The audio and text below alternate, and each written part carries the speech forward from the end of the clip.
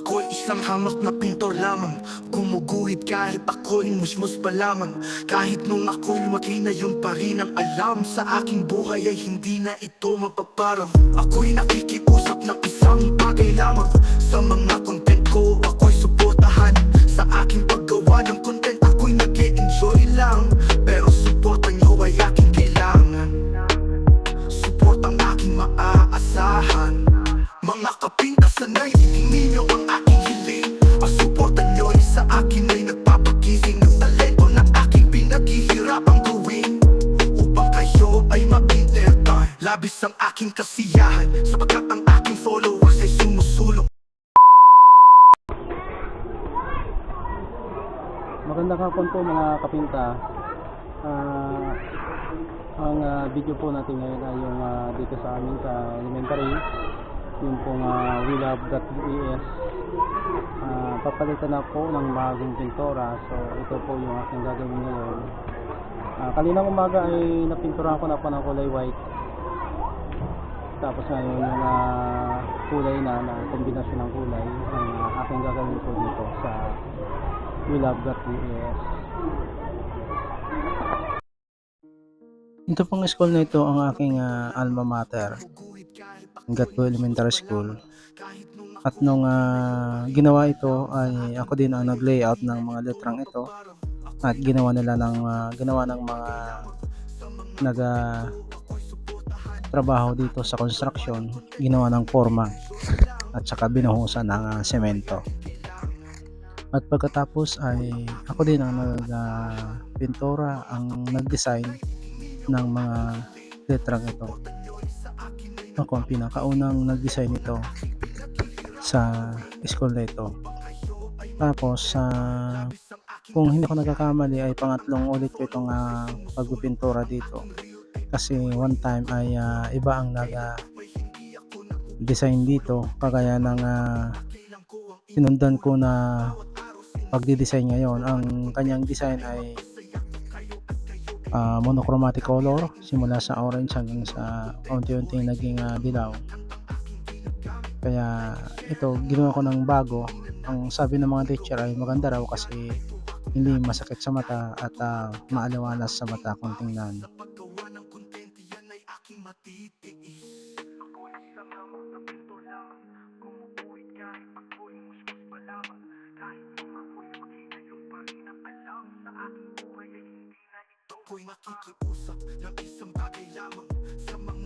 Kapag ako'y nagtatrabaho dito sa school na to, ay hindi ako naniningil ng mataas, kasi nga alma mater ko.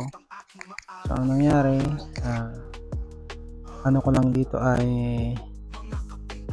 1,200, tapos mayroon pa akong mga freebies. Kasi meron pang akong gagawin na hindi nakasama doon sa bayad sa akin. So siguro ay sa susunod pa mga araw, kasi ngayon araw ng Friday ay merong activity, kasi isi-celebrate nila yung Nutrition Month, merong parade at merong program. So siguro ay sa Monday na ako ulit babalik dito para gawin yung sinasabi kong freebies.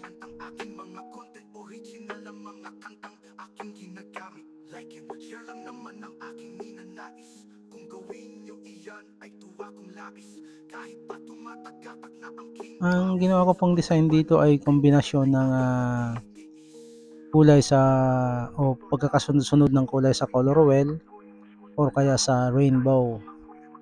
So ang unang ginawa ko dito ay itong kulay blue, sinundan ng violet at saka ng red, orange, and then yellow green, and back to blue. So yun po ang tamang pagkakasunod-sunod ng kulay sa color wheel. Yung iba ay inalis ko lang, merong dapat yellow, orange, kasama po yung doa.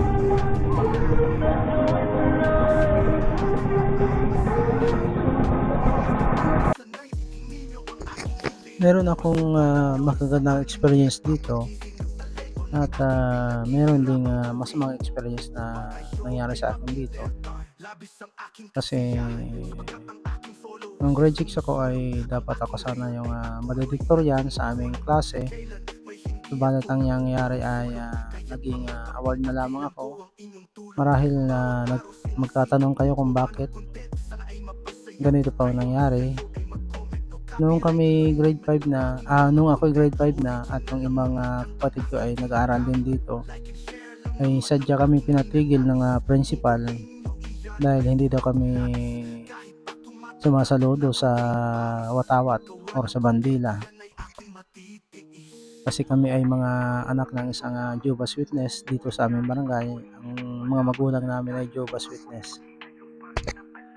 So dahil doon ay pinatigil nila kami kasi ang pagkakaalam ko parang ayaw nila na yung papa ko ay nagpalit ng kanyang paniniwala. Kaya parang ang pagkakaalam ko ay galit sila sa tatay ko kasi dating saradong Katoliko, subalit nung siya ay binata na, palit siya ng paniniwala. Kaya yun, nadamay kami at dahil nga sa hindi kami sumasaludo sa watawat, yun pa yung isang tiningnan niyang naging dahilan niya para patigilin kami. At nung grade 6 na nga ako ay laging nasa top ng bawat grading sa bawat grading period ako po yung top notcher simula first grading hanggang fourth grading. Ako ang lagi ang may pinakamataas na grado. So in-expect ko na pagdating ng graduation ako yung valedictorian kasi first grading to fourth grading ako po yung first honor o may pinakamataas na grado. Nung mag-graduation na, malapit ang graduation, kami ay nagsisimula ng mag-practice ng aming kakantahin sa graduation. Ay nakita ko yung program at hinanap ko kagad yung pangalan ko doon sa pinakataas kasi in-expect ko na akong valedictorian. Subalit wala po doon yung aking pangalan at nung makita ko ay nasa baba na at ako'y award na lamang yung aking nakuha. So sobrang sama ng loob ko noon. Bakit ganon? Tapos ang paliwanag nila sa akin, repeater daw kasi ako, hindi daw ako pwede valedictorian. Ang tanong, sino po ang dahilan kung bakit ako naging repeater? Sila naman ang dahilan kaya masamang-sama ang loob talaga noon. Tapos di ba't may batas po na ang batas po ay equal po sa lahat. Lahat po tayo may karapatang mag-aral. So nung pinatigil nila kami, hindi nila inalam yung batas. Hindi nila kami pwedeng patigilin kasi pwede silang kasuhan ng paglabag sa batas. Kasi ang bawat bata ay may karapatang matuto, may karapatang mag-aral.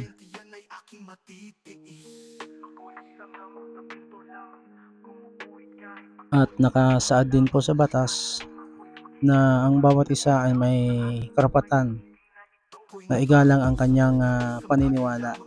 So, karapatan din namin yon na igalang nila yung aming paniniwala. Yun po ang nakasaad sa ating batas. Kasi po tayo ay democratic country, malaya tayo, may kalayaan tayong pumili ng paniniwala, ng religion. So yun po nakasaad sa ating batas. So doon po sila nagkamali at bakit nila kami pinatigil sa pag-aaral samantalang nakasaad naman sa batas na karapatan ng bawat bata na matuto. Hindi mo pwedeng pigilan ang kanyang karapatan na matuto.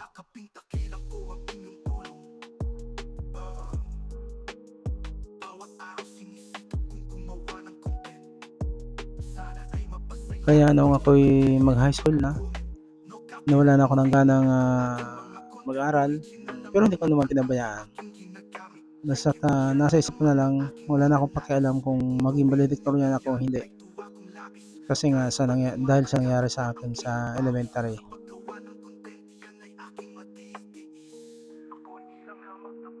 Kaya po hanggang sa ngayon ay masama pa rin ang aking loob sa nangyari sa akin sa elementary.